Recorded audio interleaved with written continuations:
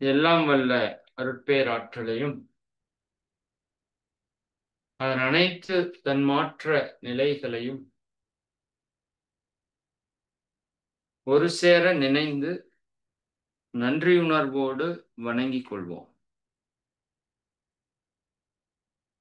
ஆசான் அருட்தந்தை வேதாத்திரி மகரிஷி அவர்களே நம்மோடு சூக்குமமாக நிறைந்திருந்து இன்றைய தெய்வீக நிகழ்வுகள் அனைத்தையும் மிக சிறப்பாக நிகழ்த்தி கொடுப்பார்.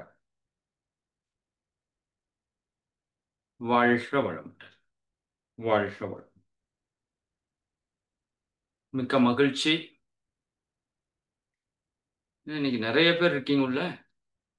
திடீர்னு 300 பேர் 400 பேர் வந்துடுறீங்க. திடீர்னு ஆளு காணக்கிறது இல்லை. சரி, சிறப்பு.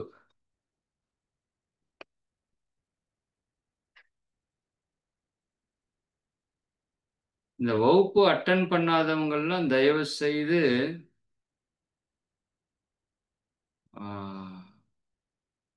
வீடியோல வர்றப்பவாவது அட்டன் பண்ணிருங்க. ஏன்னா இது ஒன்று விட்டு ஒன்று புரியக்கூடிய சப்ஜெக்ட். அதாவது ஒன்று விட்டா ஒன்று புரியாத சப்ஜெக்ட். சரிங்களா? அதனால நீங்க கொஞ்சம் இந்த கிளாஸும் நீங்க விடுபட்டிருக்க கூடாது. அது கேட்பாங்க உங்ககிட்ட, உங்க லீடர்ஸ். அது கொஞ்சம் கரெக்டா ஃபாலோ பண்ணி வந்துருங்க. சரிங்களா? சரி, மகிழ்ச்சி. இப்போ நம்ம சப்ஜெக்டுக்குள்ள நேரடியாக போகலாம். இப்போ நம்ம 5S கான்செப்ட்ல ஒரு எஸ்ஸை பற்றி பேசியிருக்கோம். எல்லாருக்கும் கண்டிப்பாக அவேர்னஸ் வந்திருக்குன்னு நினைக்கிறேன். First is sort. சரியா? வகைப்படுத்துதல். எது தேவையானது எது தேவையற்றது என்பதை பிரித்து தேவையானதை வைத்துக்கொண்டு தேவையற்றதை வெளியேற்றுவது. இதுதான் அகத்தாய்வுக்கு நான் சொல்லியிருப்பேன். கீரை ஆஞ்சு போடுறது இதேதான். நம்ம மனசுக்குள்ள தேவையானதை வச்சுக்கிட்டு தேவையில்லாததை நீக்குவது தான் அகத்தாய்வு. அதேதான் இதுவும். 5Sல ஃபர்ஸ்ட் வகைப்படுத்து. எது தேவையானது தேவையற்றது என்பதை வகைப்படுத்திட்டா தேவையற்றதில் நம்மளோட வாழ்க்கையை நம்ம செலவு பண்ண வேண்டிய அவசியம் இல்லை. 50 ஷர்ட் வச்சிருந்தீங்கன்னா நீங்க தேடணும். ஐயோ, இந்த இந்த ஷர்ட்டா, இது வேண்டாம், இது வேண்டாம், அது வேண்டாம். 5 ஷர்ட் தான் இருக்கா, எடுத்து போட்டு போயிட்டே. அவ்வளவுதான். இப்போ வாழ்க்கை எப்ப எளிமைப்படுத்துறோமோ அந்த அளவுக்கு வாழ்க்கை சிறப்பா வாழ முடியும். லெஸ் லக்கேஜ் மோர் கம்ஃபர்ட் அப்படின்னு சொல்லுவாங்க. கேள்விப்பட்டிருக்கீங்களா? குறைந்த பொருளை நீங்க வைத்திருப்பது அதிகப்படியான கம்ஃபர்ட். அப்படிங்கிறதுக்கு என்ன? ஒரு சந்தோஷமான ஒரு சூழலுக்கான ஒரு வாய்ப்பாக இருக்கும். சரிதானே? சிலர் பாத்தீங்கன்னா 10 நாள் ட்ரிப்புக்கே ஒரு 2 வேஷ்டி 2 ஷர்ட் எடுத்துட்டு போவாங்க. என்னப்பா 10 நாள் ட்ரிப்புக்கு? ஆமாப்பா, ஒன்ன கட்ட போறோம், ஒன்னு எக்ஸ்ட்ரா இருக்குது. இதை கட்டிட்டு அதை குளிச்சுட்டு அதை துவைச்சு காய போட்டா வேலை முடிஞ்சது. அவ்வளவுதானே? சரிதானா? அப்போ இது எந்த அளவுக்கு நம்ம எளிமைப்படுத்துறோமோ அந்த அளவுக்கு ஈஸி. இப்ப எடுத்துட்டு போறது ரொம்ப சிம்பிள். 10 நாளைக்கு 10 ஜட்டி, 10 பனியன், 10 ஷர்ட், 10 பேண்ட், 10 நைட் பேண்ட், 10 பனியனு. சரிதானுங்களா? 4 துண்டு, 2 பெட்ஷீட்டு, இதெல்லாம் தூக்கிட்டு போகணும்னா அப்படியும் போகலாம். சரிங்களா? பட் ரொம்ப சிம்பிளா லைஃபை நம்ம வாழணும்னா குறைந்த அளவு பொருட்கள் வைத்துக்கொண்டு வாழ்வதுதான் உயர்ந்த ஞானம்னு நீங்க புரிஞ்சுக்கோங்க. சரிங்களா? சரி, ரைட். அப்ப தேவையில்லாதெல்லாம் நீக்கிட்டீங்கன்னு நினைக்கிறேன். எவ்வளவு பேர் தேவையில்லாதெல்லாம் நீக்கினீங்க? ஏதோ ஒரு போகி பண்டிகையில விவேக் பழசெல்லாம் எடுத்து போட்டு எரியுங்கன்னு ஒரு ஒரு தாத்தா படுத்திருப்பாரு. அந்த தாத்தா தூக்கிட்டு போய் எரிக்கிறதுக்கு போயிடுவார். இதுதான் எங்களதுல இருக்கிறது எங்க அக்ரஹாரத்திலேயே அருக பழசு இதுதான் சார். டேய், சரிதான். அந்த மாதிரி. Okay, good. பரவாயில்ல, நிறைய பேரு எடுத்திருக்கிறீங்க. சிறப்பு. சரி, இது நீங்க பண்ணியே ஆக வேண்டிய விஷயம். சில விஷயம் நான் சொல்றது நீங்க செஞ்சா செய்யலாம், செய்யாட்டி விட்டுறலாம்.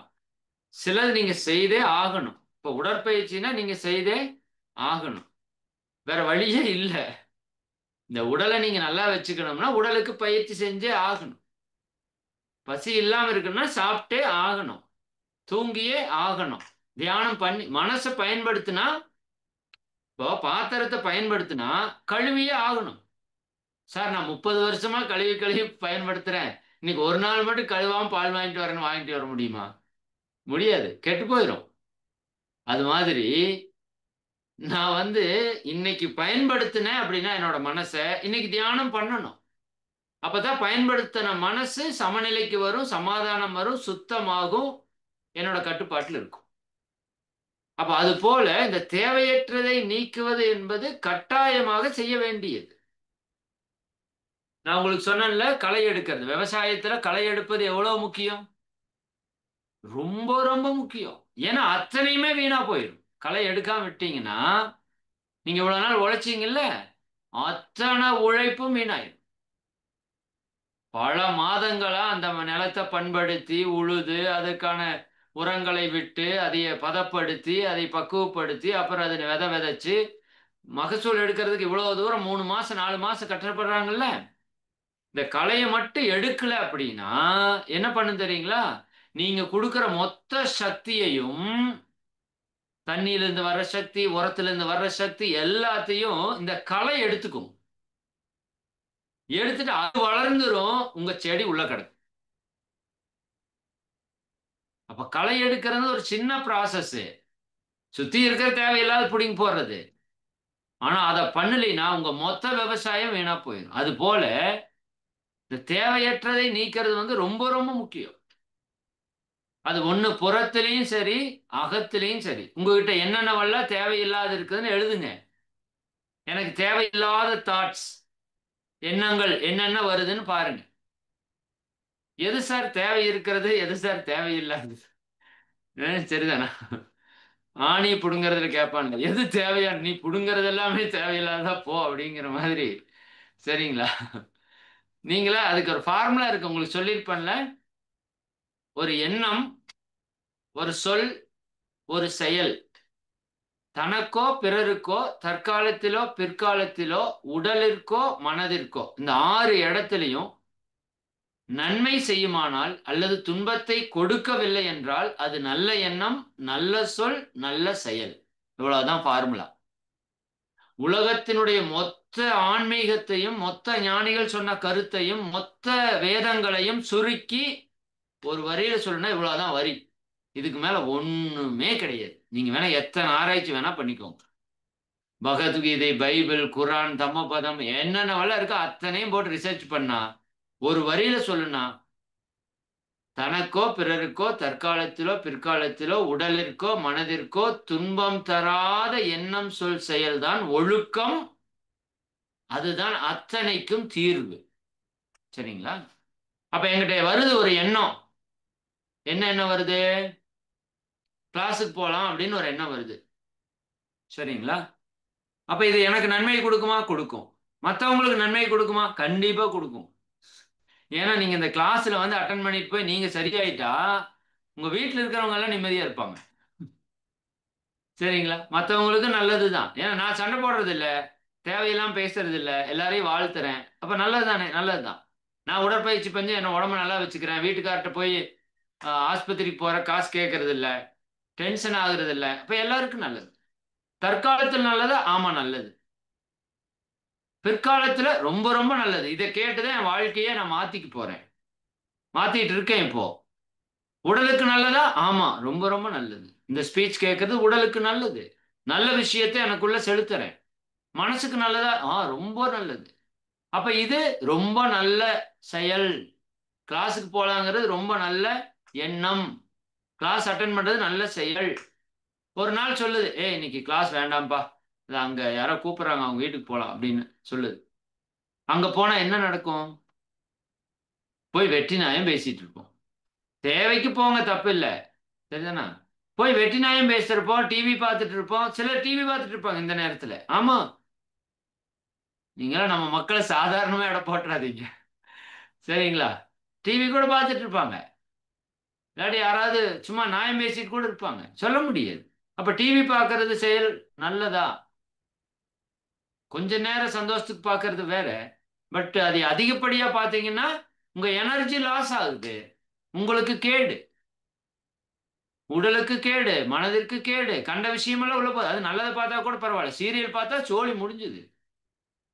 ஆமா, உங்ககிட்ட ஒரு ரெக்வெஸ்ட், இந்த தேவையற்றதை நீக்கிறதுல சீரியலை நீக்கிருங்க தயவு செய்து. உங்களை எல்லாம் கையெடுத்து கும்பிட்டு கேட்டுக்கிறேன். நீங்க சீரியல் பார்த்துட்டே நான் யோகாவெல்லாம் பண்ணுவேன்னா உங்க உடம்புல எக்காலத்திலேயும் நோய் சரியாகாது. எழுதி வச்சுக்கோங்க. உங்க மனசை கெடுக்கறதுக்கு அத்தனை விஷயத்தையும் சீரியல்ல கொடுத்துட்றான். சரிதானே? ஒரு சீரியல் நல்லதா இருக்குதுன்னு சொல்லுங்க பார்ப்போம். ஒரு சீரியல் இதை நல்லதா சொல்றாங்க சார், இதை கேட்டா அப்படியே மனசுக்கு சந்தோஷமா இருக்குது, அப்படி ஏதாவது ஒரு சீரியல் சொல்லுங்க. சரிதானுங்களா? அந்த சீரியலுக்கும் நம்ம வாழ்க்கைக்கு சம்பந்தமே இருக்காது. முதல்ல எல்லாம் நல்ல விஷயத்த சொல்லி சொல்லி சீரியல் நடத்துவாங்க. அது பார்க்கறதுக்கு கேட்கறதுக்கு சந்தோஷமா இருக்கும். இப்போ இந்த கெட்ட விஷயத்தை எல்லாம் சொல்லி சொல்லி, சரிதானா, இவனுக்கு அவன் எதிரி, அவனை இவன் அழிக்கிறது, இவன் அவன் அழிக்கிறது, இவன் அவன் குடும்பத்தை கொலை பண்றது, கொள்ளை அடிக்கிறது, இவன் இவன் குடும்பத்தை கெடுக்கிறது, எவ குடும்பத்தை எப்படி கெடுக்கிறது. நான் ஒரு சீரியல் பார்த்தேன். ஒரு மாமியார் மருமகளை தோசைக்கல் மேல ஏறி நிக்க சொல்றான் சீரியல்ல. ரொம்ப நாள் ஆச்சு நான் பார்த்து. ஏன்டா டேய், இதெல்லாம் என்னடா இது? இப்ப பாக்குற மருமகளுக்கு என்ன தோணும்? சரிதானா, இந்த மாமியார கொல்லலான்னு தோணும். தோணுமா தோணாதா? பாக்குற மாமியாருக்கு என்ன தோணும்? நம்ம மருமகள் இப்படி நிக்க வச்சா என்னன்னு தோணும். அதாவது வெளியே செய்ய முடியாதெல்லாம் சீரியல்ல செஞ்சிடறான். அதனால நம்மளுக்கு ஒரு ஆத்ம திருப்தி. நான் செய்ய முடியாத சீரியலையாவது செய்யறானே, அப்பாடான்னு பாத்துக்கிறோம். ஆனா அது மிகப்பெரிய மனநோயை உண்டு பண்ணிவிடும். சீரியல் பார்ப்பது என்பது மிகப்பெரிய மனநோய். நல்ல பாசிட்டிவா சீரியல் இருந்தா பாருங்க, எனி டைம் கூட பாருங்க. ஆனா அது உங்களுக்கு மகிழ்ச்சியை கொடுக்கணும், நல்ல வைப்ரேஷன் கொடுக்கணும். சரிதானுங்களா? எல்லாம் கெட்டதா சொல்றான். சீரியஸா சொல்றேன். அவன் பொண்டாட்டி இவன் கூட போயிட்டா, இவன் பொண்டாட்டி அவங்க கூட, இப்படித்தான் சீரியல். இது என்னடா கொடுமையா இருக்குது? நீ காசு பணம் பண்றதுக்கு இந்த மக்கள் தான் கிடைச்சாங்களா? நாம் அறிவு கெட்டிருக்கிறோம், அதனால நம்மள தான் திருத்திக்கணும். அதனால சீரியல் தேவையற்றது. சரிங்க, அதை நீக்கினாலே பெண்களுக்கு ஆரோக்கியம் வந்துடும். நீங்களாம் பார்க்க மாட்டீங்கன்னு நினைக்கிறேன். அப்படி இப்படி நிறைய தேவையற்றதை நீங்க நீக்கணும். சரி, ரெண்டாவது என்ன சார்? தேவையானது வந்துருச்சா? தேவையற்றது நீக்கிட்டா தேவையானது இருக்கா? தேவையானதை ப்ராப்பரா வைக்கணும். சரிதானுங்களா? வரிசைப்படுத்துதல், முதல்ல வகைப்படுத்துதல், இரண்டாவது வரிசைப்படுத்துதல். Set in order. சரிதானுங்களா? செட் இன் ஆர்டர், ஒரு ஒழுங்கமைப்பா வைக்கிறது. இயற்கை எல்லா இடத்திலையும் ஆர்டர் ஆஃப் ஃபங்க்ஷன் என்று மகிழ்ச்சி சொல்லுவாங்க. இயக்க ஒழுங்கு. இந்த பிரபஞ்சம் ஒரு அற்புதமான இயக்க ஒழுங்குல இயங்கிட்டு இருக்குது. யோசித்து பாருங்க. 1000 மைல் வேகத்துல பூமி சுத்துது, கரெக்டா சுத்துது. ஒரு வருஷத்துக்கு ஒரு முறை சூரியனை சுத்திட்டு வந்துருது, கரெக்டா வருது. அதனாலதான் பருவ காலம், வெயில் காலம், மழை காலம், குளிர்காலம், பனிக்காலம் எல்லாம் மாறி மாறி வருது இல்ல? கரெக்டா வருதா இல்லையா? ஐப்பசியில மழை பெய்யுனா பெய்யுதா இல்லையா? இப்ப கொஞ்சம் கொஞ்சம் மாறிடுச்சு, நம்ம எல்லாம் கெடுத்து வச்சுட்டோம். முன்னாடி சொன்ன மாதிரி நடக்குமாமா. ஆடிப்பட்டம் தேடி விதைன்னா அப்படி இருக்குமாமா. இப்ப எல்லாமே கொஞ்சம் பிஃபோரா வருது. சித்திரையில வெயில் கொளுத்தணும். சரி, அப்ப பங்குனியிலேயே பல்லடிச்சுட்டு நிக்குது வெயில். அதை விட அதிகமா இருக்குது. ஏன்னா முன்னாடி வருது. எல்லாமே கொஞ்சம் ஃப்ரண்ட்ல வந்துருச்சு. நம்ம இயற்கையை கெடுத்து வச்சிருக்கிறோம்னு அர்த்தம். சரிதானுங்களா? அப்போ என்னன்னா, எல்லாமே சிஸ்டமேட்டிக்கா இயற்கையில் இருக்குங்க. உதாரணத்துக்கு ஒரு மாதுளம் பழத்தை அப்படியே பிரிச்சு பாருங்களேன். நீங்க அப்படி அடுக்க முடியுமா? அந்த தாவரத்துக்கு எவ்வளவு அறிவு இருக்கணும். அப்படியே அழகா முத்து முத்தா முத்து முத்தா முத்து முத்தா அடுக்கி வச்சிருக்கேன். ஆச்சரியமா இருக்கும். சரிங்களா? எல்லாம் ஒரு ஆர்டர் ஆஃப் ஃபங்க்ஷன். ஒரு அழகா நீங்க இயற்கை எங்க வேணா பாருங்க. ஏதாவது அகோரமா ஏதாவது நீங்க பார்த்திருக்கீங்களா இயற்கையை? இந்த இயற்கை காட்சிகள் எல்லாம் இருக்குல்ல, நிறைய காடுகள், மலைகள், செடிகள், கடல்கள், ஆறுகள், இதெல்லாம் இருக்குல்ல. நீங்க எதை வேணா போய் பாருங்க. உங்க வீட்டுக்கு வெளியே அந்த செடிகள்லாம் முளைச்சிருக்கு, சும்மா போய் பாருங்க. இயற்கை இருக்கிறத பாருங்க, எல்லாமே அழகா இருக்கும். ஒரு இலை கூட அப்படியே அழகா இங்க ஒண்ணு இங்க ஒண்ணு இங்க ஒண்ணு இங்க ஒண்ணு வெயில் கரெக்டா படுற மாதிரி அமைஞ்சிருக்கும். அப்ப எல்லாமே சிஸ்டமேட்டிக்கா ஆர்டர் ஆஃப் ஃபங்க்ஷன் இருக்கு. நம்ம வீட்டுல செருப்பு பாருங்க, ஒரு செருப்பு கிழக்கால இருக்கு, ஒரு செருப்பு மேற்கால இருக்கு. செருப்பு சரியாகாம உங்களால் இறைவனை உணரவே முடியாது. செருப்புங்கிறது ஏதோ சாதாரண விஷயம் நினைச்சுக்காதீங்க. சரிங்களா? ஒரு மனிதன் மகாத்மாவா, நார்மலான ஆத்மாவா, கெட்ட ஆத்மாவான்னு அவன் செய்யற ஒரு சின்ன செயலை வச்சா கண்டுபிடிச்சிடலாம். சரிங்களா? அப்ப செருப்பு விடுறத சாதாரணமா எடுக்கக்கூடாது. செருப்பா இருக்கிறது இறைவன். சரிங்களா? எவ்வளவோ நன்மைகளை அந்த செருப்பு நமக்கு செஞ்சிருக்கு. 2 நாள் செருப்பு இல்லாம நடந்து பாருங்களேன். சும்மா நடங்கல 2 நாள், 2 நாள் மட்டும் செருப்பு போடுறதுலன்னு முடிவு பண்ணிக்கோங்க. இருந்து பாருங்க. அப்பதான் அந்த செருப்போட வேல்யூ என்னன்னு தெரியும் எனக்கு. அப்புறம் செருப்பு போடுறப்ப இப்படி தொட்டு கும்பிட்டுட்டு போடுவேன். சாமி, நீ இருக்கிறங்காட்டி தாப்பா எத்தனையோ நாத்தவங்க கஷ்டம் இல்லாம நான் போயிட்டு வந்தேன். சரிதானுங்களா? ஒரு நாள் சபரிமலைக்கு நான் போறப்ப செருப்பு இல்லாம தானே போகணும். ஒரு இடத்துல அப்படியே கச்ச கச்ச கச்சன்னு பண்ணி வச்சிருந்தாங்க. ஐயோ, அருவருப்பாகி போச்சு எனக்கு. அப்பதான் செருப்போட வேல்யூவே புரிஞ்சுது எனக்கு.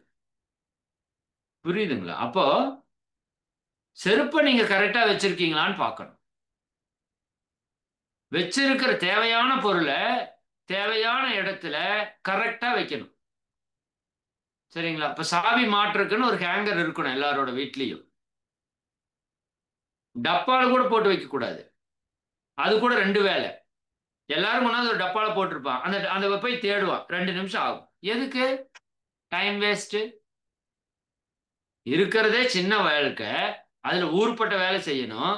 அதுல இதை தேடியே முக்காவாசி காலம் போயிடும் நிறைய பேர் வீட்டுல. தெரியுமா உங்களுக்கு? சாவி எப்ப பார்த்தாலும் சாவி காணும், செல்போனை காணும், அதை காணும், இதை காணும். ஏன்னா ஒரு இடத்துல வைக்கிற பழக்கமே இல்லையே. சீப்பை காணும், துண்டை காணும், ஜட்டியை காணும், பனியனை காணும், எல்லாம் காணும் காணும். அது பெண்கள் கொஞ்சம் தெளிவா இருப்பீங்க, ஆண்கள் சுத்தம். சரிங்களா? எல்லாரையும் சொல்லல, மேக்சிமம் காணும் காணும் நம்ம சொல்லுவோம். பெண்கள் அப்படி சொல்ல மாட்டாங்க. எல்லாரையும் சொல்ல, அதுலயும் ஒரு சிலர் இருக்கலாம். பட் பெண்கள் கரெக்டா ஞாபகம் வச்சிருப்பாங்க. என்னோட வாட்ச் எங்காவது பார்த்தியா? இதான் அந்த பீரோக்கு பின்னாடி எக்ஸசைஸ் பண்ணிட்டு இருந்தீங்களா, அங்க வச்சிருக்கீங்க, போய் எடுத்துட்டு வாங்க அப்படிம்பாங்க. அவங்களுக்கு வந்து அப்படி ஒரு மைண்டு. பெண்களுக்கு மெமரி ஜாஸ்தி இயற்கையிலேயே. சரிங்களா? அப்போ நீங்க எந்த பொருளை வைத்தாலும் அதற்குன்னு உரிய இடத்துல வைக்கணும். ஒரு சாவியா ப்ராப்பரா வைக்கணும், ஒரு புத்தகமா ப்ராப்பரா வைக்கணும். இதுக்கு உதாரணம் என்ன?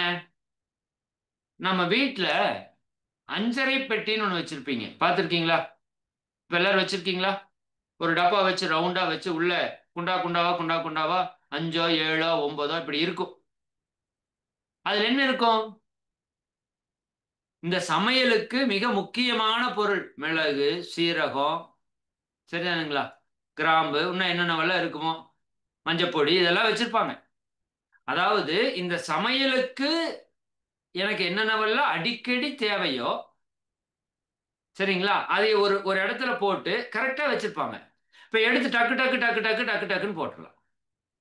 நிறைய பேரோட அஞ்சரை பெட்டியே அதுக்குள்ள போய் 6 மணி நேரம் ஆராய்ச்சி பண்ணணும், எங்க கடுகு இருக்குதுன்னு தேடணும், எதுக்குள்ள மிளகு, அதுல இது கிடக்கும், இதுல அது கிடக்கும். புரியுது? அப்படி இருக்கக்கூடாது. அப்ப செட்டின் ஆர்டர்னா ஒரு அஞ்சரை பெட்டியை ஞாபகம் வச்சுக்கோங்க. டக்குன்னு எடுத்தோமா வேணுங்கிறது இப்படி இப்படி இப்படி இப்படி போட்டா 1 நிமிஷத்துல முடிஞ்சிடும். புரியுதுங்களா? இல்லாட்டி இன்னொன்னு யோசிச்சு பாருங்க. இப்ப கடைகளுக்கு போறீங்கல்ல, டிபார்ட்மெண்டல் ஸ்டோர்ஸ் எப்படி வச்சிருக்கான்? உள்ள போறீங்க, போன உடனே ஃபர்ஸ்ட் என்ன வச்சிருக்கான்? பிஸ்கட். ஒவ்வொன்றும் ஒவ்வொன்றும் ஒவ்வொன்றும் தனித்தனியா தனித்தனியா தனித்தனியா. சரிங்களா? அடுத்தது சோப்பு, அடுத்தது ஒரு தானியங்கள், நீட்டா வச்சிருக்கான்ல. இப்ப போனா எவ்வளவு நேரம் ஆகும் எடுக்கிறதுக்கு? போனா டக்கு டக்கு டக்கு டக்கு டக்கு டக்குன்னு எடுத்துட்டு வந்துடுறோம். நான் அது கூட உதாரணம் சொன்னேன்ல, நான் போன வாரம் ஒரு பார்சல் ஒன்று, நம்மளோட ஸ்டிக்கர் பார்சல் வந்து எடுக்கிறதுக்கு போயிருந்தேன். அது நான் 10 நாள் கழிச்சு போனேன். போனோடனே அந்த பில்லை கொடுத்தேன். அண்ணா நான் 10 நாள் ஆச்சுங்கன்னா நான் வெளியூர் போயிட்டு இப்பதான் வந்தேன், இதை எடுங்கண்ணா அப்படின்னா அவன் சொல்றான் 10 நாள் ஆச்சா கொஞ்சம் பொறுங்க, அதெல்லாம் எடுக்கணும்னா 1 மணி நேரம் ஆகும் அப்படிங்கிறான். எனக்கு பக்குன்னு ஆயிடுச்சு, டேய் கிளாஸ் இருக்குது சீக்கிரம் எடுத்து கொடுங்கண்ணா அப்படின்னு. அப்படியே மழை மாதிரி குமிஞ்சு வச்சிருக்கான். வர்ற லோடெல்லாம் அப்படியே வலிச்சு வலிச்சு வீசிடுவானுங்களாட்டு உள்ள. சரிங்களா? 10 நாள்னா கன்ஃபார்மா கிடைக்கிறது. எனக்கு வேற டைம் ஆயிடுச்சு. இப்ப நமக்கு ஒரு பிரச்சனைன்னு வந்து அருள் காப்பு இருக்குல்ல. சரி இறைவா அருள் காப்பு போட்டு இந்த இந்த மூட்டை ஏதோ ஒரு பக்கம் டக்குன்னு கிடைக்கிற மாதிரி பண்ணு இறைவா அப்படின்னு. சரி அவர் வந்து ஒரு 2 நிமிஷம் வெயிட் பண்ணுங்க நான் பாக்குறேன் அப்படின்ட்டு போயிட்டாரு அவரு. சரி இவங்க வந்து எப்ப பாக்குறதுன்னு சொல்லி ஒண்ணும் இல்ல, ஒரே ஒரு பண்டல் மேல கிடக்குது, பெரிய பண்டல். அதுக்கு கீழே ஒரு பண்டல், சைடுல ஒரு சின்ன கேப் தெரியுது, அதுல ஒரு பண்டல் கிடக்குது, அடியில கிடக்குது. கரெக்டா எட்டி பார்த்தா கரெக்டா நம்ம நம்பரு. அண்ணா அதை மட்டும் எடுத்து கொடுங்கண்ணா அப்படின்னு. சரிண்ணா வந்து அது மூட்டை எடுத்து டக்குன்னு எடுத்து கொடுத்தாரு. ஒரே நிமிஷம் வேலை முடிஞ்சது. இது ஏதோ எதாச்சியா கூட நடந்திருக்கலாம், இல்லாட்டி இறை சக்தி நமக்கு ஒரு துணை பண்ணியிருக்கலாம். சரிங்களா? இது எப்பவுமே நடக்காது, இதெல்லாம் மணிக்கணக்கில் போய் காத்துட்டு இருந்த காலமெல்லாம் உண்டு. சரிங்களா? அப்ப என்னன்னா எந்த பொருளை எடுத்தாலும் சரிங்களா, அதற்கென்று ஒரு பிளேஸ் வச்சு ப்ராப்பரா அங்க வச்சு பழகணும் எல்லாத்தையுமே. இப்ப எப்படி எந்த அளவுக்கு அது இருக்கணும்ப்பா அப்படின்னா, இப்ப நீங்க கண்ணை மூடிட்டு உங்க வீட்டுக்குள்ள போய் ஏதாவது பொருள் எடுக்க சொன்னா எடுக்கணும். அப்படி முடியுமா? கண்ணை திறந்துட்டு போனாலே எடுக்க முடியாது சார் நம்ம ஆளு. சரிங்களா? கண்ணை மூடிட்டு போய் ஒன்னு எடுங்கன்னா எப்படி எடுப்பீங்க? அந்த அளவிற்கு நீங்க ப்ராப்பரா வச்சுக்கணும். சிலரெல்லாம் சமையல் கட்ட, ஏதோ ஒரு படம் நான் பார்த்தேன், சரத்குமார், ராதிகா, ராதிகாவா ராதிகாவா இல்ல, ரோஜா, ஹஸ்பண்ட் அண்ட் ஒய்ஃபா இருப்பாங்க. அவருக்கு ஒரு பையன் சரத்குமார் இருப்பார். வடிவேல் காமெடி பயங்கரமா வரும். அந்த படத்து பேர் தெரியல எனக்கு. அந்த வீட்டுல அந்த அம்மாவோட சமையல் கட்டை காமிப்பாங்க. அப்படியே கடையெல்லாம் தள்ளி நிக்கணும் அப்படி வச்சிருப்பாங்க.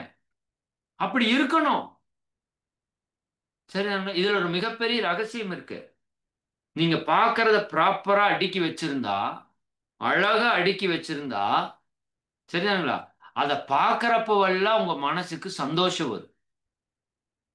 இந்த கோயிலுக்கு போனா ஏன் உங்களுக்கு நிம்மதி வருது தெரியுமா? பல காரணங்கள் இருக்கு. அதுல முதல் காரணம், அங்க உள்ள போனா தேவையில்லாத எதுவுமே இருக்காது.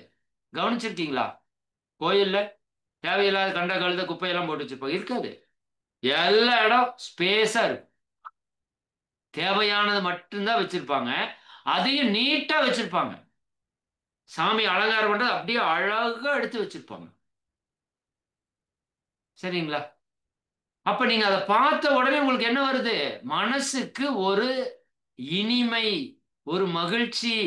இது கோயிலுக்கு போனா தான் வரணுமான்னு இல்ல, சாமி ரூம்ல தான் வரணுமான்னு இல்ல. நிறைய பேரு அந்த சமையல் கட்டை சாமி ரூம் மாதிரி வச்சிருப்பாங்க, நான் பார்த்திருக்கேன். நான் சொன்னேன்ல ஒரு அம்மா, அவங்க சென்னையில, உங்களுக்கு சொன்னனான்னு தெரியல, மன்னிக்கணும். அவங்க பேர் நல்ல பேரு. அவங்க வீடு எனக்கு லைஃபுக்கு மறக்காது. சரிங்களா? ஆண்டாளம்மா. அதுவே மறந்துட்டேனே. சரி, ஆண்டாளம்மா அவங்க வீட்டுக்கு போயிருந்தேன். உண்மையாலுமே சொல்றேங்க, கோவில் அக்கட்டால நிக்கணும். நீங்க வாய்ப்பு இருந்தா சென்னையில் அம்மா நம்பர் கொடுக்குற, போய் ஒரு தடவை பார்த்துட்டு வாங்க. கோவில் அக்கட்டால போய் நிக்கணுங்க. அவ்வளவு தூய்மை, அவ்வளவு தெய்வீகம், அப்படி ஒரு நறுமணம், அப்படி ஒரு மந்திர சாண்டிங் ஓடிட்டு இருக்கு. கோவிலே தான் அந்த வீடு. அப்படி மெயின்டைன் பண்ண முடியுது. நம்ம அந்த அளவுக்கெல்லாம் எக்ஸ்டெண்ட் எண்டுக்கு போக வேண்டாம். சரிதாங்களா? உள்ள தேவையான பொருளை தேவையான இடத்துல சரியாக முறையாக வைப்பது, எல்லாத்தையுமே ஏ டு ஜெட், செருப்புல இருந்து சாமி ரூம் வரைக்கும் நீங்க வச்சுக்கோங்க. டாய்லெட்ல ஒரு பிரஷ் வைக்கணும்னா கூட அதுக்கு ப்ராப்பரான இடம், அல்லது ஒரு ஆணி அடிச்சு கரெக்டா ஸ்டாண்ட் மாட்டி வச்சிருக்கணும். பார்க்கறதுக்கு நீட்டா இருக்கணும். பாத்ரூமை பார்த்தாலே அங்க போய் நம்ம போய் உட்கார்ந்துட்டு வரலாம்னு தோணணும். நம்ம ஞானப்பிரகாசம் ஐயான்னு ஒருத்தர், தமிழர் வேளாண்மையில, உங்களுக்கு தெரியுமான்னு தெரியல, மிகச்சிறந்த ஆளுமை அவரு. நம்மாழ்வாருக்கு அடுத்ததா இப்ப இயற்கை வேளாண்மையில ஐயாவை தான் சொல்லுவாங்க. அவர் சொல்லுவார், தம்பி என்னோட டாய்லெட்ல வந்து பாரு தம்பி அப்படிம்பார். அவர் என்ன பண்ணுவார் தெரியுங்களா? டாய்லெட் போயிட்டு வந்துட்டு நாமெல்லாம் ஃப்ளஷ் பண்ணி விட்டுட்டு வந்துடுறோம்ல, கழுவி விடுவா ஒரு சிலர். அவர் கழுவிட்டு பேப்பர் வச்சு துடைப்பாராமா. அதை பார்த்து அப்படியே பல பலன் இருக்கணும். இப்படி ஒவ்வொரு செயலையும் இருக்கணும்னு சொல்லுவார். சரிங்களா? அந்த ஒரு தன்மை நமக்குள்ள வரணும். அதாவது நம்ம மனம் தூய்மை ஆகணும்னா புறம் தூய்மையா இருக்கணும்ங்கிறது ஒரு விஷயம். சரிங்களா? புறம் கசகசப்பா இருக்குதுன்னா உங்க மனமும் கசகசப்பாத்தான் இருக்கும்.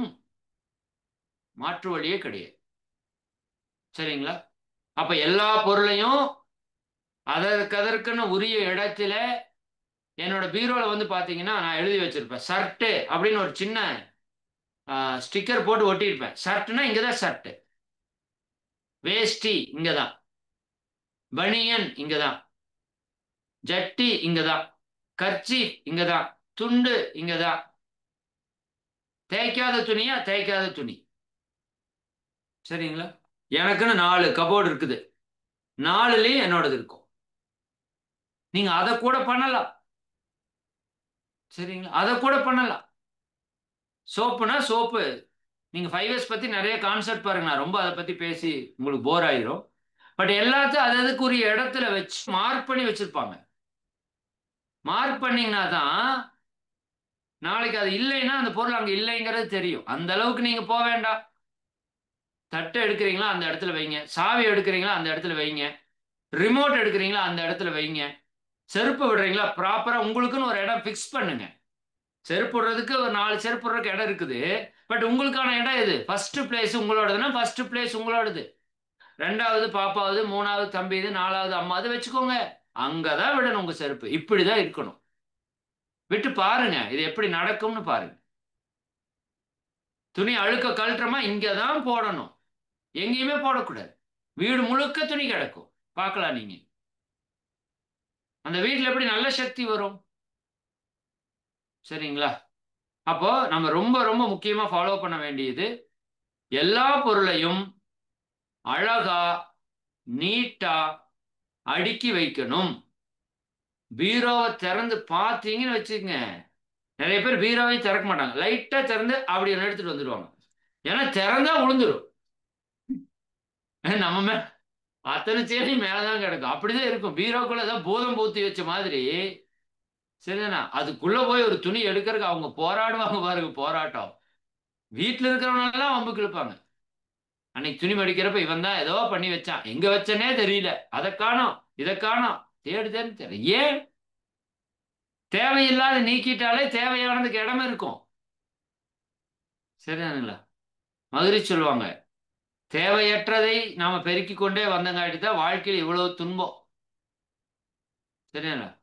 தேவையற்றதை எல்லாம் பெருக்க பெருக்க தான் வாழ்க்கையில நிறைய துன்பம் அனுபவிக்கிறோம். அதனால தேவையில்லாத நீக்கினா தேவையானதுக்கு இடம் இருக்கும். இருக்கிற தேவையானதை நீட்டா அந்த இடத்துல கரெக்டா வைங்க. அவ்வளவுதான். ரெண்டாவது. சரிங்களா? சரி போதும்னு நினைக்கிறேன். இன்னொன்னு சொல்லிட்டுமா? இன்னொன்னு சொல்லிடுறேன், ஒரே நிமிஷத்துல சொல்லிடுறேன். எல்லாம் சுத்தமா இருக்கணும். ஷைன், அதுக்கு பேர் என்ன? ஷைன், தூய்மை. மூணாவது எஸ் வந்து தூய்மை. எல்லாம் நீட்டா வச்சுட்டீங்க, அது அதுக்குரிய இடத்துல வச்சுட்டீங்க. ஆனா அது குப்பையா இருக்கா? இருக்கக்கூடாது. நான் இப்ப சொன்னேன்ல, டாய்லெட் அவர் தொடச்சு அப்படியே பல பலன்னு வச்சிருப்பார். சரிங்களா? அப்ப செருப்பு விடுற இடம் எப்படி இருக்கணும்? தூய்மையாக இருக்க வேண்டும். சுத்தம் சுகம் தரும். படிச்சிருக்கீங்களா? சுகம்னா என்ன? உடல் நலம். சுத்தம் சுகம் தரும். ஹாஸ்பிட்டல்ல எவ்வளவு ஹைஜீனிக்கா தூய்மையா வச்சிருக்காங்க. ஏன்? தூய்மையற்ற இடத்துல நிறைய குப்பைகள், கழிவுகள், கிருமிகள், தேவையற்ற பதிவுகள், கெட்ட எண்ணங்கள் எல்லாம் வந்து நின்னுக்கும். அதனாலதான் வீட்டுக்கு வெள்ளை அடிக்கிறேன்னு சொன்னால வருஷத்துக்கு ஒரு முறை. அது நம்ம பண்பாடு கலாச்சாரத்தில் இருந்தது. வருஷத்துக்கு ஒரு முறை வீட்டில் இருக்கிற எல்லா பொருளையும் கொண்டாந்து வெளியே போட்டு ஃபுல்லா வெள்ளையை அடிச்சு மறுபடியும் கொண்டு போய் வச்சு பாருங்க. அந்த ஒரு வருஷத்துக்கு உங்களுக்கு பாசிட்டிவ் வைப்ரேஷனா இருக்கும். கடைசி கழுவியாவது விடுங்க. பெயிண்ட் அடிச்சிட்டோம்ப்பா, பல வருஷம் பல ஆயிரம் செலவு பண்ணியிருக்கிறோம், வருஷம் வருஷம் அடிக்க முடியாது. கழுவியாவது விடுங்க. எல்லாத்தையும் எடுத்து வச்சுட்டு க்ளீன் பண்ணி அப்புறம் உள்ள எடுத்து வைங்க. ஒரு நாள் செலவு பண்ணுங்க. ஒரு வருஷத்துக்கு ஒரு நாள் செலவு பண்ணுங்க. முடியாதா என்ன? உடலுக்கு உழைப்பாச்சு, வேலைக்கு வேலையாச்சு. வீட்டில் பெண்கள் எனக்கு அது என்ன, அதை பண்றதுக்கு வேலை நேரம் இல்லை, இதுக்கு பண்ற நேரம் இல்லைங்கிறத விட, சரிங்களா, அந்த நேரத்தை எப்படி பயன்படுத்துறதுன்னு பார்க்கலாம். எல்லாருமே, பெண்கள் மட்டும் இல்லை, எல்லாருமே நாம இருக்கிற இடத்த பயன்படுத்துற இடத்த நாம சுத்தமா வச்சுக்கணும். சரிங்களா? அவ்வளவு கிளீனா இருக்கணும். நான் ஒரு பிருத்திவி கம்பெனின்னு போனேன்னு சொன்னேன் இல்லையா, அங்க அந்த 5 வருஷம் அப்படி ஃபாலோ பண்ணுவாங்க. சீரியஸா சொல்றேங்க. பாத்ரூம்குள்ள போய் நீங்க சாப்பிட்றனா கூட சாப்பிடலாம். அப்படி இருக்கும். ஓனர் போற பாத்ரூம் இல்ல, லேபர் போற பாத்ரூம் வரைக்கும் அப்படி வச்சிருப்பாங்க. 2 மணி நேரத்துக்கு ஒரு டைம் கிளீன் பண்ணிட்டே இருப்பாங்க. சில ஹைஜீனிக்கான தியேட்டர்ஸ் எல்லாம் கிளீன் பண்ணிட்டே இருப்பாங்க. பார்த்துருக்கீங்களா? நல்ல வாசனையோடு இருக்கும் அந்த இதெல்லாம். அந்த மாதிரி ஒரு ஒர்க் பண்ற இடத்தையே அவங்க கோவில் மாதிரி வச்சிருப்பாங்க. அப்ப நாம எப்படி வச்சிருக்கிறோம்? நமக்கு நாமே கேள்வி கேட்டுக்குவோம். சரிங்களா? நாம இருக்கிற எல்லா இடமும் தூய்மையா இருக்கணும். ஏன்னா தூய்மை இறைவனுடைய தன்மை. தூய்மை இருக்கிற இடத்துல தெய்வீகம் வந்துவிடும். அவ்வளவுதாங்க. ஆக்சுவலா தூய்மையா இருக்கிறதே தெய்வீகம் தான். எப்படி உண்மை இருக்கிற இடத்துல இறைவன் இருப்பானோ, அப்படி தூய்மை இருக்கிற இடத்துல இறை சக்தி இருக்கும். அதனாலதான் எல்லா கோவிலும் தூய்மைக்கு முக்கியத்துவம் கொடுப்பாங்க. திருப்பதி கோயில் இவ்வளவு பிரசித்தி பெற்றதுக்கான முக்கிய காரணம் அதனுடைய தூய்மை. நீங்க எங்கேயாவது அங்க கசகசப்பு பார்க்க முடியுமா? இத்தனை லட்சக்கணக்கான பேர் போறாங்கல்ல, பாருங்களேன். கோவிலுக்குள்ள அந்த தூய்மை, இந்த தூய்மைக்கு ஒரு ஆற்றல் இருக்கு. அதாவது ஒத்தது ஒத்ததை ஈர்க்கும். நீங்க எந்த அளவுக்கு உங்க வீட்டை தூய்மையா அழகா நீட்டா வச்சிருக்கீங்களோ, அந்த அளவுக்கு பாசிட்டிவ் வைப்ரேஷன் உங்க வீட்டுக்குள்ள வரும். நீங்க தான் ஈர்க்கிறீர்கள். எப்படி உங்க மனசுல நல்ல எண்ணம் இருந்தா, நல்ல விஷயம், நல்ல நபர்கள், நல்ல நண்பர்கள் எல்லாம் உங்களை நோக்கி ஈர்க்கப்படுவார்கள். சரிங்களா? அது போல உங்க வீடு தூய்மையா இருந்தா நல்லவங்கள உங்க வீட்டை தேடி வருவாங்க. நல்ல சக்திகள் உங்களை நோக்கி வரும். உங்க வீட்டுல நல்ல தியானம் பண்ணீங்கன்னா சித்தர்கள், மகான்கள் உங்களை நோக்கி வருவாங்க. தூய்மை ரொம்ப முக்கியம். ரஜினி சார் ஒரு இன்டர்வியூல சொல்லியிருப்பாரு, அதை சொல்லிட்டு நான் முடிக்கிறேன். உங்க வீட்டுக்கு ஒரு விருந்தாளி வர்றாங்க அப்படின்னா உங்க வீட்டை எப்படி வச்சுக்குவீங்க? வேதாத்திரி மகர்ஷி உங்க வீட்டுக்கு வர்றாருன்னு வச்சுக்கோங்களேன். உங்க வீட்டை எப்படி வச்சிருப்பீங்க? நாளைக்கு வர்றாரு, என்ன பண்ணுவீங்க? இன்னைக்கே போன் பண்ணி, ஏப்பா எங்க இருக்கிற வீட்டுக்காரர், சரி ஆபீஸ் லீவ் போட்டு வந்துரு, நாளைக்கு சாமிஜி வர்றாராமா, எல்லாம் சுத்தம் பண்ணணும் வா அப்படின்னு கூப்பிடுறீங்களா இல்லையா? 2 ஆளை போட்டு, டேய் இதெல்லாம் எடுத்து போடுங்கடா, நாளைக்கு சாமிஜி வர்றாரு, சரிதானா, எல்லாம் சுத்தம் பண்ணுங்க. அந்த வீட்டை போய் பார்த்தோம்னா அப்படி இருக்கும் இல்லையா? சாதாரண விருந்தாளியோ ஒரு குருவோ வர்றதுக்கே நீங்க இவ்வளவு முக்கியத்துவம் கொடுத்தா, இறைவன் உங்க இல்லத்துக்கு வரணுமா வேண்டாமா? வேண்டாமா? சரிங்களா? அவன் அங்கதான் இருக்கிறான். பட் நீங்க எந்த அளவுக்கு தூய்மையா வச்சிருக்கீங்களோ அந்த அளவுக்கு இறை சக்தி உங்க வீட்டுக்குள்ள வரும். உங்க வீட்டுக்குள்ள வந்தாவே ஒரு நல்ல பாசிட்டிவான ஒரு வைப் இருக்கணும். சரிங்களா? அப்ப நாம பாசிட்டிவா நினைக்கணும். அப்பதான் வீட்டினோட வைப்ரேஷன் பாசிட்டிவா இருக்கும். ஒரு தூய்மையா இருக்கணும். நான் சொல்லியிருப்பேன் உங்களுக்கு, சொன்னான்னு தெரியல, வீடு கிளீன் பண்றப்ப எப்பவுமே கொஞ்சம் மஞ்சளும் உப்பும் போட்டு கடைசியா ஒரு முறை தொடங்கன்னு சொல்லியிருக்கனா? சொல்லியிருக்கனா? Okay, very good. அதை பண்ணணும். அப்போ தூய்மையா இருக்கும். முடிஞ்சா கொஞ்சம் நல்ல வாசனை திரவியங்கள், நல்ல இயற்கையானது, செயற்கையை போட்டுறாதீங்க. இயற்கையானது ஏதாவது வாசனை திரவியம் இருந்தால் லைட்டா போட்டு ஒரு தேய்ச்சிங்கன்னா அந்த வீட்டுக்குள்ள வந்தாலே கம கமன்னு இருக்கும்.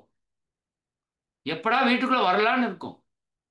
வீட்டுக்காரர் சாயங்காலம் எவ்வளவு டென்ஷன் ஆனாலும் வீட்டுக்குள்ள வந்தா சந்தோஷமா இருக்கணும். ஒரு நல்ல பாடல் ஓடணும், இனிமையான ஒரு இசையில ஒரு நல்ல வீடு அப்படியே ரம்மியமா இருக்கணும், கோவில் மாதிரி இருக்கணும். அப்படி இருந்து பாருங்களேன், அதாங்க வாழ்க்கை. சரிங்களா? அப்ப இது இந்த இந்த 2 விஷயத்தை நீங்க நல்லா மனசுல வச்சுக்கணும். நீங்க இதைய பர்சனலா எடுத்துக்கலைன்னா சொல்றேன், உங்க வீடோட போட்டோவெல்லாம் எடுத்து வேணா குரூப்ல போடுங்க. விரும்புறவங்க போடுங்க, எல்லாரும் போட வேண்டாம். சரிங்களா? இப்போ இல்ல, நீங்களே எடுத்து வச்சுக்கோங்க. இப்போ ஒன்று எடுத்து வச்சுக்கோங்க. ஒரு வாரம் எல்லாத்தையும் கிளீன் பண்ணிட்டு மறுபடியும் ஒன்று எடுத்து வைங்க. அந்த கிளீன் பண்ண போட்டோவை ஒரு பேப்பர் கடையில இந்த பிரிண்ட் அவுட் கடையில் கொடுத்தீங்கன்னா 5 ரூபா 10 ரூபாய்க்கு பிரிண்ட் அவுட் போட்டு கொடுப்பாங்க, கலர் பிரிண்ட் அவுட். அதை வாங்கி கொண்டு போய் அங்க ஒட்டிருங்க. இந்த இடம் இப்படித்தான் இருந்தது அப்படின்னு. சரிங்களா? அதை பார்க்கறப்பெல்லாம் தோணும், ஏய் இப்படி இருந்தது ஏடா இப்படி பண்ணி வச்சிருக்கிற, சரி பண்ற அப்படின்னு தோணும். அப்படியே வச்சுக்கிறதுக்கு முயற்சி பண்ணுங்க. சரிங்களா? அப்ப தேவையற்றதை நீக்குங்க, தேவையானதை கரெக்டா முறைப்படுத்தி சரியா வையுங்க. இதெல்லாம் கொஞ்சம் கஷ்டம், சொல்றதுக்கெல்லாம் ஈஸி. நீங்க சரியா பண்ணாலும் வீட்டுக்காரர் இருக்கிற குழந்தைகள்லாம் சரியா பண்ண மாட்டாங்க. அவங்கள கொஞ்சம் கொஞ்சமா சொல்லித்தான் பண்ண வைக்கணும். உடனே போய் அதை அங்கே வைக்கலைன்னா ஓங்கி அப்பி போடுவோன்னு சொன்னீங்கன்னா அவ்வளோதான். உங்களுக்கு தான் இதனோட வேல்யூ தெரிஞ்சிருக்கு, அவங்களுக்கு இதெல்லாம் தெரியாது. அதனால கொஞ்சம் கொஞ்சமா சொல்லி சொல்லி சொல்லி சொல்லி தான் கொண்டு வரணும். கொஞ்சம் டைம் எடுக்கும், பொறுமையா பண்ணுங்க. எல்லா இடத்தையும் தூய்மையா வச்சுக்கோங்க. நீங்க மாறினாலே உங்க குடும்பம் மாறுறக்க ஆரம்பிச்சிடும். ஓகே, சரி, டைம் ஆயிடுச்சு. உங்களுக்கு ஒரே ஒரு அறிவிப்பு சொல்லிட்டு நிறைவு செய்யறேன். அதுக்கு முன்னாடி உங்களை வாழ்த்திடுறேன். எல்லாரும் தவநிலைக்கு வந்துருங்க.